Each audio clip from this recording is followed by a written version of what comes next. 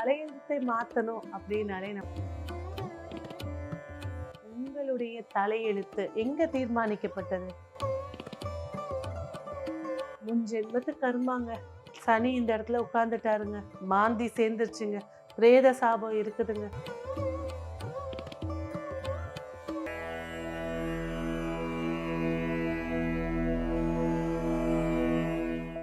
நற்பவி divine channel நேயர்களுக்கு அன்பார்ந்த வணக்கம். நான் உங்க ரேவதி ராஜேஷ் கண்ணா. ஸோ இன்னைக்கு பேசக்கூடிய ஒரு சந்தேகமா இருக்கட்டும், கேள்வியா இருக்கட்டும், அதாவது கடந்த வீடியோல பேசப்பட்ட தலையெழுத்தை மாத்தணும்னா என்ன செய்யலாம் அப்படின்னு சொல்லியிருந்தோம் அதை பத்தின விஷயங்கள். இந்த தலையெழுத்தை மாத்தணும் அப்படின்னாலே நமக்கு முதல்ல ஞாபகம் வர்றது பிரம்மா தாங்க. இந்த பிரம்மனுடைய கோவிலுக்கு போய் வழிபாடுகள் செய்கிறது சிறப்பு ஏற்படுத்தி கொடுக்கும். நிறைய பேர் பார்த்தீங்கன்னாக்கா தலையெழுத்தை மாற்றணும், சரி பிரம்மா கோயிலில் போய் ஜாதகம் வச்சுட்டு வாங்கிட்டு வந்துட்டா தலையெழுத்து மாறிடும், இதெல்லாம் பேசிகிட்டு இருக்காங்க. உங்களுடைய தலையெழுத்து எங்கே தீர்மானிக்கப்பட்டது? தாயுடைய வயத்தில் கருண் உருவாகும் போது உருவான நிமிடத்திலிருந்து கர்மா தீர்மானிக்கப்பட்டது. அந்த கர்மாவுடைய தீர்மானிப்பு எங்கே வெளிவருது? தாயோட கர்ப்பவாசல்லேருந்து தாய்க்கும் குழந்தைக்கும் தொடர்பு இல்லைன்னு தொப்புள் கொடி வெட்டுற நேரமும் இப்போ உள்ள சிசேரியனுக்கு தொப்புள் கொடி வெட்டுற நேரம். அப்போ ஆதி காலத்தில் தலை தெரிந்த உடனே ஜாதகம் குறிச்சிடுவாங்க. அப்போது நீங்கள் இந்த மண்ணுலகத்துக்கு வெளிவந்த கிழமை, நட்சத்திரம், யோகம், கரணம், திதி, இந்த பஞ்சபூத தத்துவங்கள் தான் உங்களை இந்த பூமிக்குள்ளே இழுத்தது, புவி ஈர்ப்பு சக்தி மூலிமா இழுத்தது. அப்போ நம்ம என்ன செய்யணும்? நீங்கள் உங்களுடைய தலையெழுத்தை மாற்றணும் அப்படின்னாக்கா நீங்கள் பிறந்த மாதத்தில் வரக்கூடிய நீங்கள் பிறந்த திதி, பஞ்சமி திதி பிறந்திருக்கீங்க வளர்பிற. அப்போ ஒருத்தர் உதாரணத்துக்கு ஒருத்தர் புரட்டாசி மாதத்தில் பிறந்திருக்காங்க.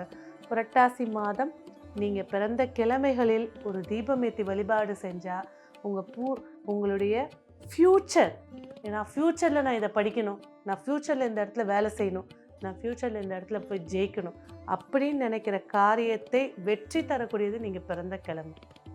சரி, நட்சத்திரம் தற்காலிகமாக நான் ஃபேஸ் பண்ணிட்டு இருக்கிற பிரச்சனைகள், நான் இந்த லேண்டை எடுக்கணும்னு பார்க்குறேன், காசுக்கு அமைய மாட்டேங்குது, லோன் டக்குன்னு கிடைக்க மாட்டேங்குது, எனக்கு இந்த வரம் தான் வேணும், அதுக்கு நான் என்ன செய்கிறது?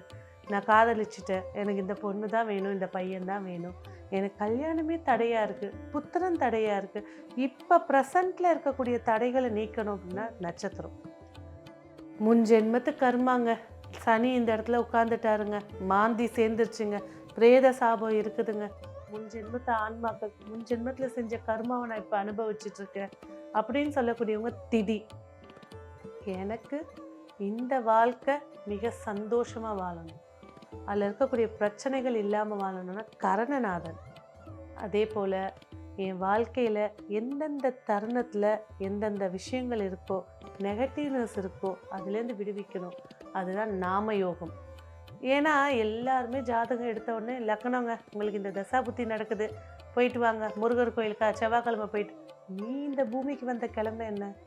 அதுதானே உன்னை இந்த பூமிக்குள்ளே ஒரு உயிராக ஜீவிச்சு வந்தது. அப்போ நீங்கள் பிறந்த கிழமை அன்னைக்கு முருகர் கோயில் போயிட்டு வாங்க.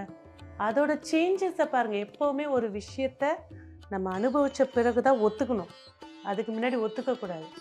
அப்போது நீங்கள் அதாவது ஜாதகர் பிறந்த மாதத்தில் எல்லா நாளும் அந்த 5 திதியும் 5 பஞ்சபூதமும் ஒரே நாளில் வராது. ஆனால் கிரகங்கள் ஒரே கட்டத்தில் வரும். எப்போ? நீங்கள் பிறந்ததுலேருந்து 60வது வருஷம், அப்போ எல்லா கிரகங்களும் மேக்சிமம் வந்துடும். அதனால்தான் திருக்கடையூரில் 60ஆம் கல்யாணம் பண்ணுறோம், சஷ்டி பூர்த்தின்ட்டு.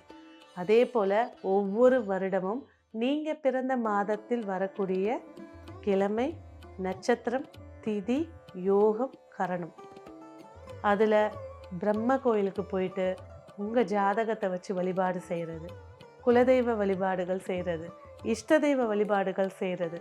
வருஷத்தில் 1 மாதம் செய்ய சொல்கிறோம். உங்கள் தலையெழுத்தையே மாற்றி வெற்றிகரமாக அமைச்சு கொடுக்கும். நட்சத்திரத்துக்கு அதிதேவதை இருக்காங்க, திதிக்கு அதிதேவதை இருக்காங்க, கரணத்துக்கு அதிதேவதை இருக்காங்க, கோவில் இருக்குது, யோகத்துக்கு இருக்குது, கிழமைக்கு இருக்குது. எல்லாம் இருந்தாலும் இதெல்லாம் பேசணுன்னா எப்படியும் ஒரு வீடியோ ஒரு 2 நாளைக்கு ஓடும். அப்போ என்ன செய்யலாம்? நீங்கள் எந்த மாதம் பிறந்தீங்க, தமிழ் மாதம், அதில் நீங்கள் பிறந்த கிழமை கண்டிப்பாக போய் பிரம்மாவை பாருங்கள். நட்சத்திரம் குலதெய்வத்தை போய் பாருங்க. திதி உங்கள் ஊரில் இருக்கக்கூடிய பழமையான சிவன் கோயிலுக்கு போங்க. நாம யோகம் நீங்கள் இருக்கக்கூடிய இடத்துல மகாலட்சுமியா கன்னி தெய்வங்களாக இருக்கிற கோயிலுக்கு போங்க. கரணநாதனுக்குன்னே ஒரு கோவில் இருக்கும், மிருகம் இருக்கும். உதாரணத்துக்கு பவகர்ணனா சிங்கம், சிங்கத்துக்கு போய் நான் சாப்பாடு போடுவேன். சிங்கத்து மேலே அமர்ந்த ராஜராஜேஸ்வரியை போய் கும்பிடுங்க. இதை அனுபவிக்கும் போது தான் சக்ஸஸ் தெரியும். கண்டிப்பாக இதை செஞ்சு பாருங்கள். அது வரைக்கும் பூஜை ரூமில் இந்த 5 கிரகங்களை, அதாவது உங்கள் கிழமநாதன் யார், அந்த டீட்டெயில்ஸ் எடுத்து வச்சு விளக்கேற்றுங்க. சக்ஸஸ் மிக சிறப்பாக ஏற்படுத்தி கொடுக்கும். நன்றி.